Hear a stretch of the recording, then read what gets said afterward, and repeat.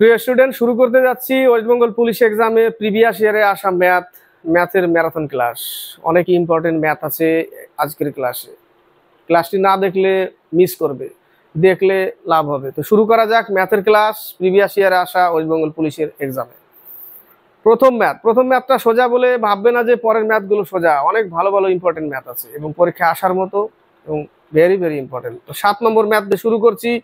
প্রথম ম্যাথ, প্রতিদিন 7 ঘন্টা করে কাজ করলে 4 জন ব্যক্তি একটি কাজ 8 দিনে সম্পন্ন করতে পারে। যদি প্রতিদিন 8 ঘন্টা করে কাজ হয় তবে সেই একই কাজ 4 দিনে সম্পন্ন করতে কতজন ব্যক্তির প্রয়োজন হবে? এমডিএইচ এ অঙ্ক হবে, তাই না?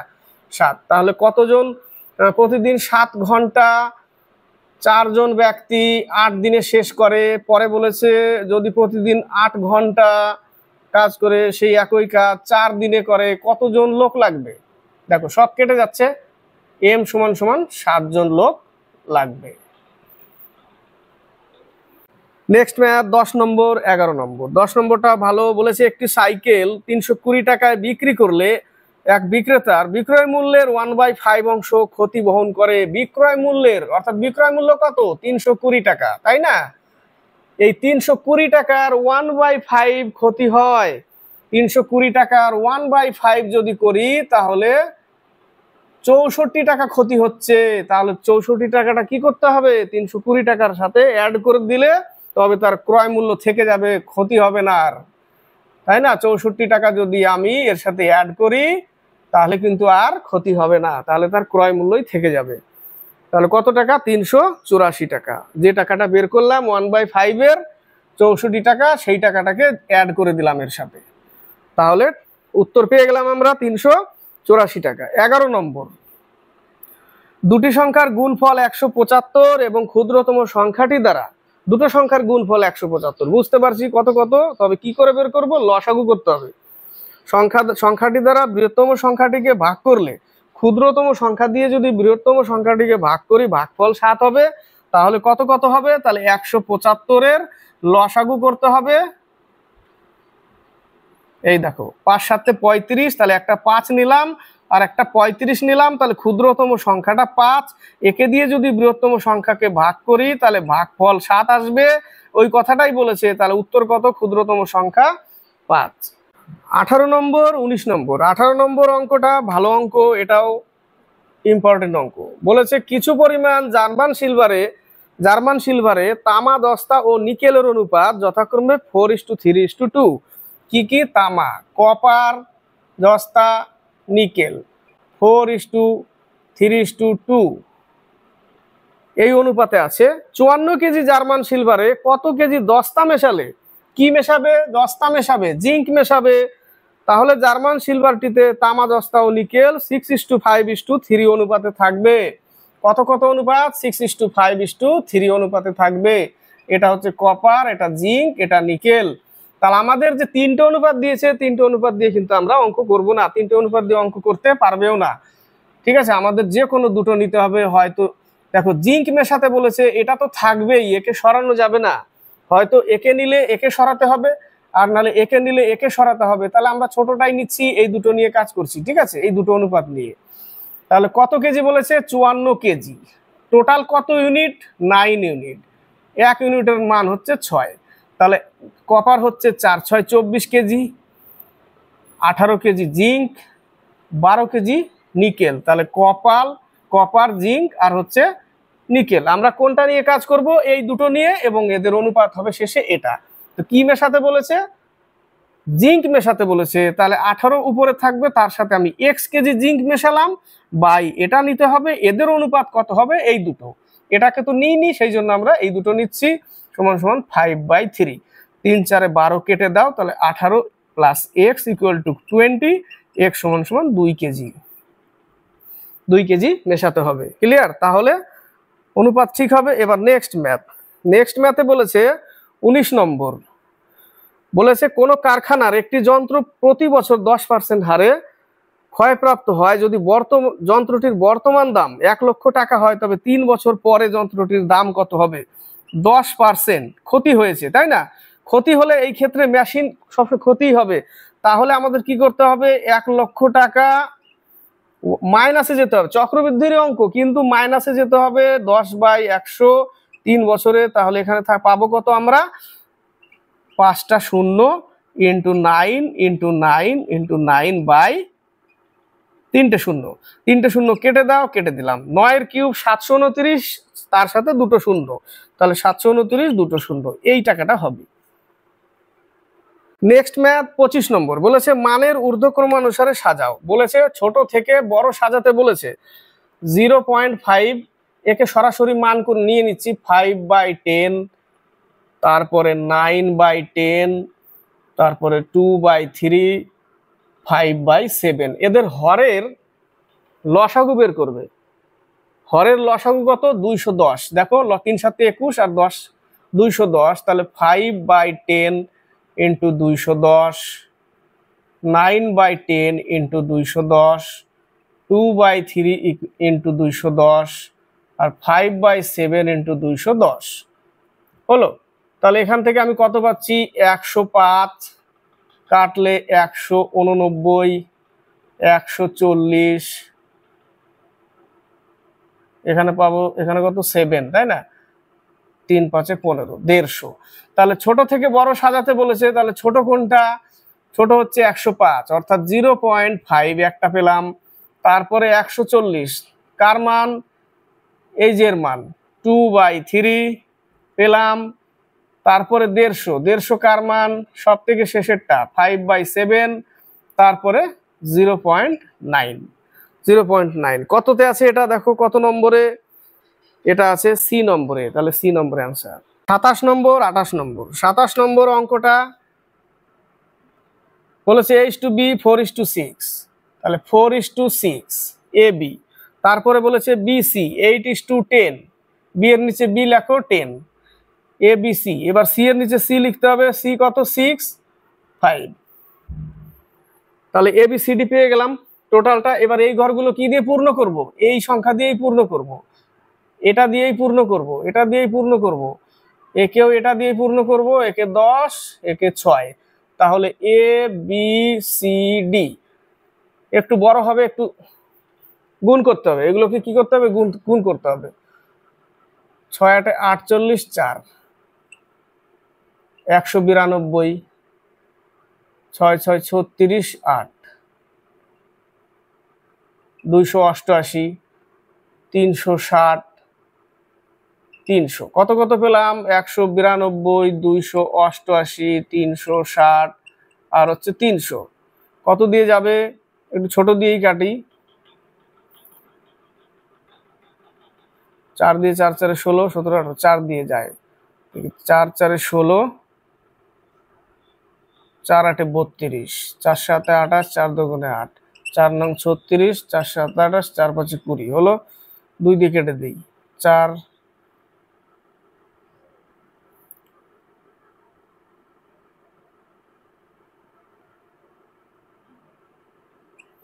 24 36 45 কাটবে না, কত দিয়ে কাটছে, 3 দিয়ে কাটবে, তাহলে 3 দিয়ে কেটে দিই, 3 16 48, 3 24, 3 30, 3 25। হ্যাঁ, এবার হলো 16:24:30:25।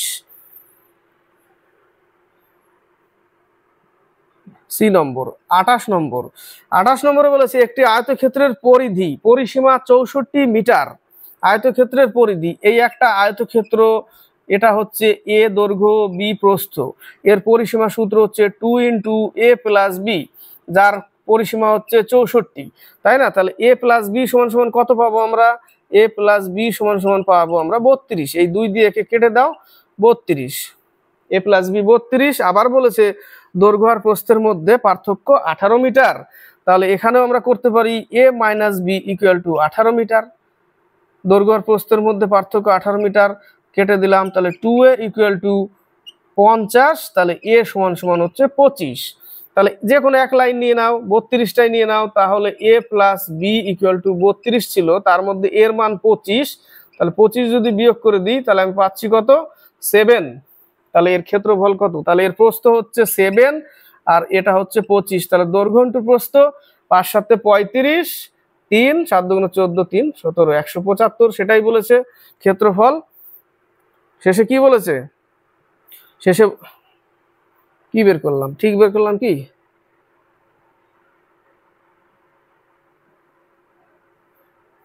বিয়োগ করলে ঠিক আছে, 7 12 7,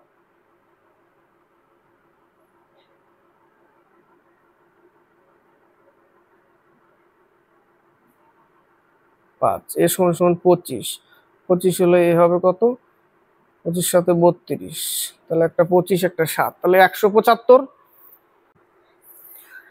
নেক্সট ম্যাথ 35 নম্বর 36 নম্বর। 35 নম্বর ম্যাথটা ভালো করে দেখবে, ভালো ইম্পর্টেন্ট ম্যাথ।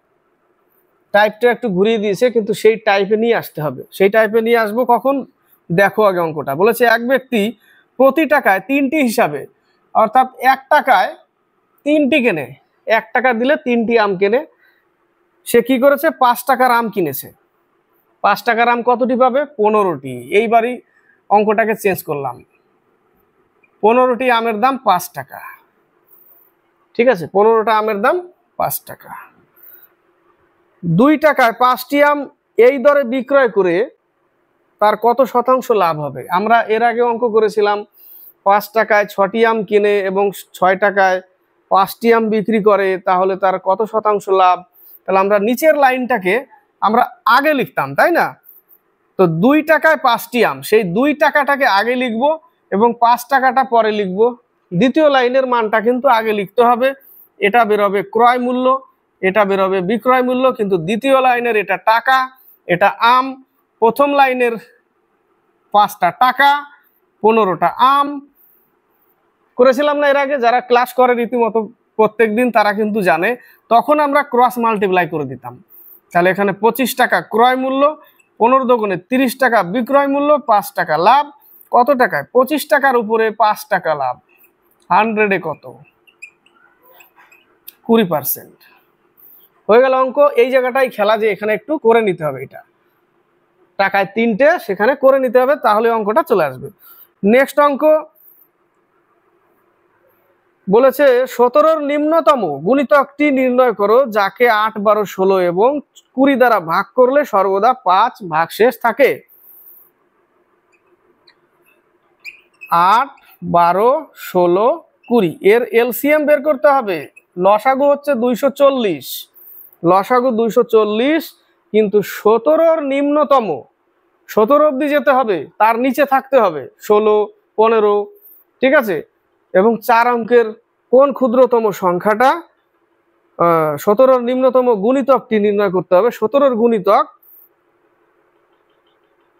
যা এই মান দিয়ে ভাগ করলে প্রত্যেক কি থাকে, সর্বদা 5 ভাগশেষ থাকে। তাহলে 17 দিয়েই গুণ করো একে। 16 দিয়ে গুণ করলে কি, 16 দিয়ে যদি গুণ করি, দেখো কত আসছে,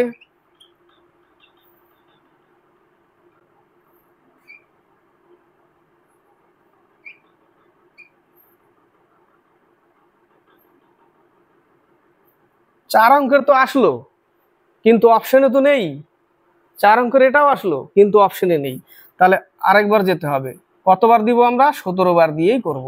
তাহলে 17 বার দিয়ে যদি করি গুণ,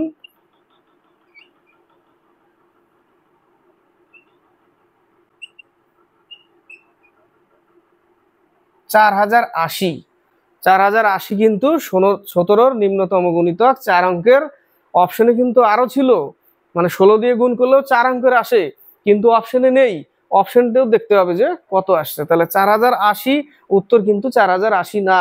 বলে দিয়েছে প্রত্যেক ক্ষেত্রে 5 ভাগশেষ থাকে, তো এটা তো ভাগ যাবে, এর সাথে যদি 5 যোগ করে দিই তবেই ভাগটা যাবে না, তাই না? তাই না? তাহলে 4080-র সাথে যদি আমি 5 যোগ করে দিই, তাহলে কিন্তু আর ভাগ যাবে না, শেষে ওই 5টা ভাগশেষ থেকে যাবে। ওই কথাটাই বলেছে। তাহলে উত্তর এটা 4085। 40 নাম্বার, স্রোতের অনুকূলে একটি নৌকা 6 মিনিটে 1 কিমি যায়। স্রোতের 1 কিমি যায়, স্রোতের অনুকূলে, অনুকূলে করলে 6 মিনিট, অর্থাৎ 1/10 ঘন্টা। 1/10, 6 মিনিটকে 60 দিয়ে ভাগ করলে 1/10 ঘন্টা। স্রোতের প্রতিকূলে 6 কিমি যায়, প্রতিকূলে x - y 6 কিমি যায় 1 ঘন্টায়, অর্থাৎ 1 ঘন্টা লিখলাম। তাহলে এখান থেকে পাচ্ছি কি, x + y = 10, আর এখান থেকে পাচ্ছি x - y = 6, কেটে গেল। তাহলে 2x = 16, x সমান সমান 8, তাহলে যে কোনো এক মান বসিয়ে দাও, x সমান সমান 8, এই লাইনে বসাও 8 plus y equal to 10, y সমান সমান 2। স্রোতের গতিবেগ হচ্ছে 2 কিমি পার আওয়ার। 40 নম্বর, আমি যেভাবে অঙ্কগুলো করি এর মধ্যে 100টা ছেলের মধ্যে 20টা ছেলে ভালো লাগবে না, কারণ তাদের ট্রিক্স লাগবে, আর বাকি 80টা কি করবে, ওই জন্য ভেঙে ভেঙে দেখিয়ে দিই যে এইভাবে আসে, তাই না? ট্রিক্স দিলে মাত্র 20 জন ছেলে দেখবে, বাকিগুলোর কানের পাশ দিয়ে এই পাশ দিয়ে ওই পাশ দিয়ে চলে যাবে উড়ে। তো সবাইকে নিয়ে চলতে হবে। 43 নম্বর, কৌশিক যদি কিছু সংখ্যক দরিদ্র মানুষকে 6 টাকা করে দেয়, ধরে নিলাম x জন দরিদ্র ব্যক্তি 6 টাকা করে দিল, তাহলে মোট টাকা হলো এটা, তাহলে তার কাছে 7 টাকা অবশিষ্ট থাকে, 7 টাকা অবশিষ্ট, অর্থাৎ বেশি থাকছে।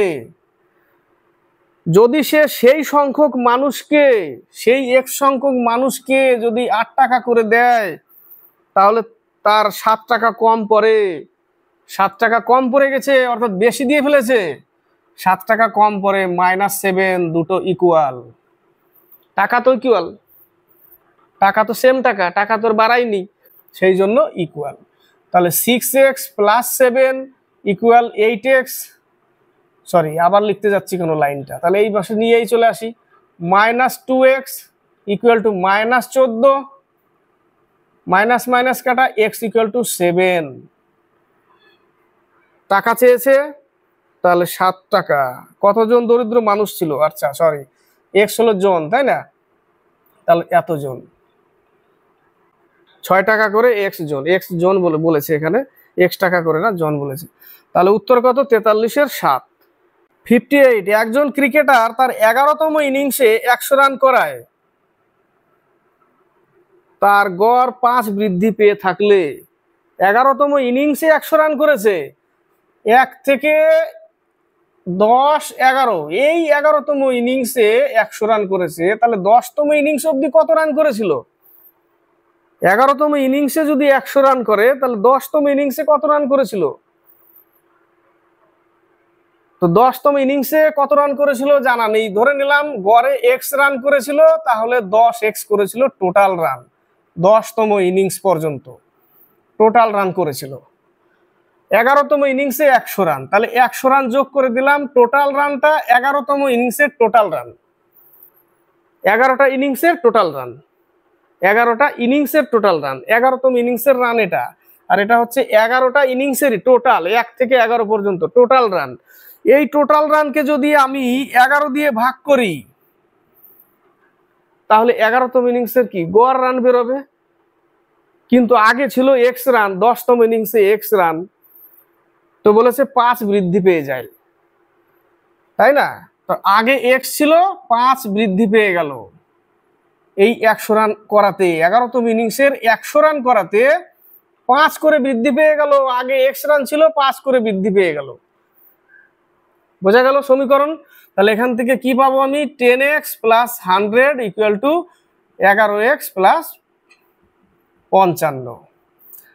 এটা এই পাশে আসলে -x, এটা ওই পাশে গেলে -45, তাহলে x এর মান 45, উত্তর কিন্তু এটা না, উত্তর এটা না। বলেছে 11তম ইনিংসের পর রান কত হবে গড়ে, ঠিক আছে? তাহলে 11তম ইনিংসের পর তার রানের গড় কত হবে? ওই যে 5 করে বেড়েছে, তাহলে এর সাথে 5 অ্যাড করে দিতে হবে, 50 রান।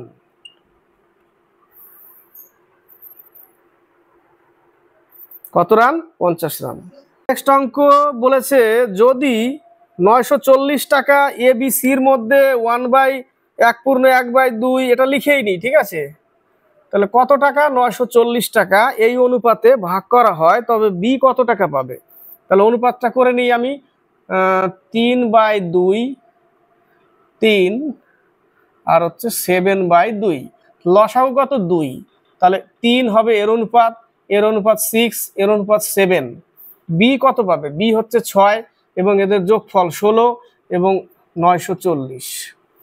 অনুপাত বের করে নিলাম, নিচে লসাগু, লসাগু দিয়ে গুণ করলে এটাই পাচ্ছি, তাহলে 8 দুগুণে 16, 3 দুগুণে 6, 8 দিয়ে কেটেই দিই সরাসরি, 3 4 12, 1 3 9 27, 1 28,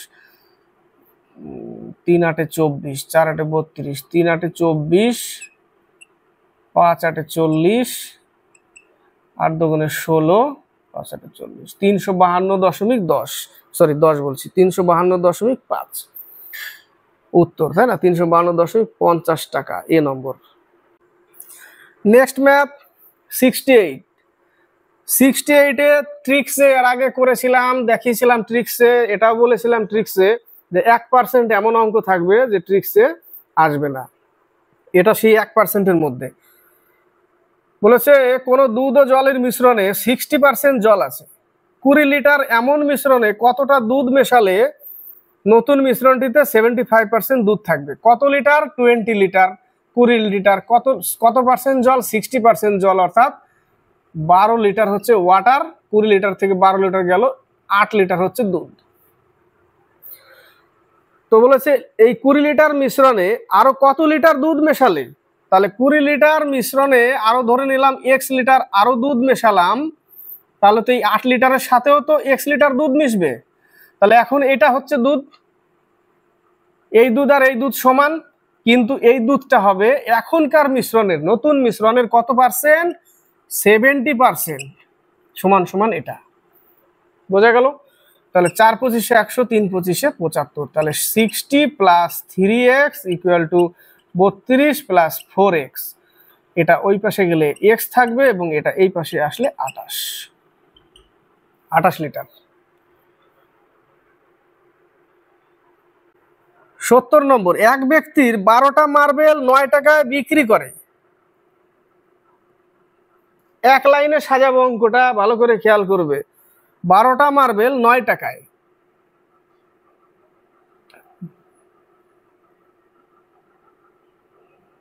12টা মার্বেল 9 টাকায়, একটার ক্রয় মূল্য বিক্রি করলে তার 10% ক্ষতি হয়, তাহলে ক্রয় মূল্য বের করব। 100/90 একটার ক্রয় মূল্য। এবার কি করব, ওই মার্বেলগুলিকে 10 টাকায় কতগুলি মার্বেল বিক্রি করলে তার 20% লাভ হবে, তাহলে 20% লাভ ইন্টু 10 টাকায়। বাস, এই হচ্ছে একটা লাইনে অঙ্ক শেষ, একটা লাইনে অঙ্ক কমপ্লিট হয়ে যাবে। তাহলে 100 100 কেটে দিলাম, 0 0 কেটে দিলাম, 9 9 কেটে দিলাম, 12 12 কেটে দিলাম, কি পরে থাকলো? শুধু 10।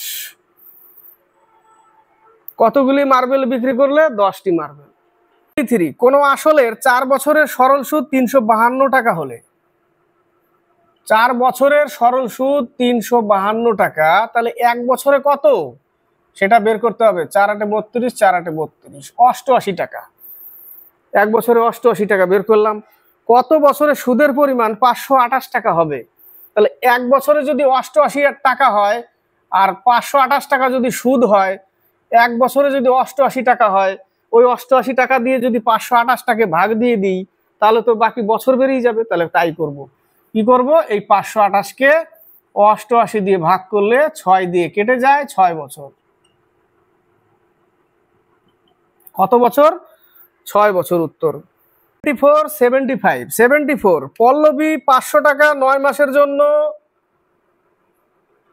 500 টাকা 9 মাসের জন্য একটি ব্যবসায় বিনিয়োগ করে এবং পার্থ ওই একই ব্যবসায় 600 টাকা 5 মাসের জন্য বিনিয়োগ করে থাকলে তাদের লাভ্যাংশের অনুপাত কিচ্ছু না, 600 টাকা এরও 5 মাস, 0 0 কাটা, 5 5 কাটা, 3 3 কে 9, 3 দুগুণে 6, 3:2 অনুপাত।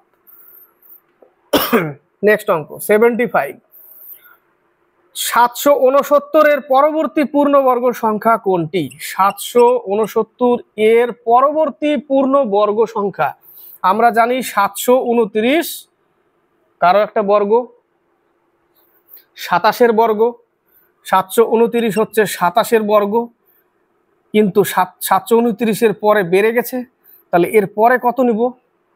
28-এর বর্গ কত হয় দেখো, 728-এর বর্গ হবে 784। একে যদি বর্গ করি তাহলে 784 চলে আসবে। তাহলে এটাই হচ্ছে পরবর্তী সংখ্যা, পরবর্তী পূর্ণবর্গ সংখ্যা এই 784, যেটা 28-এর বর্গ।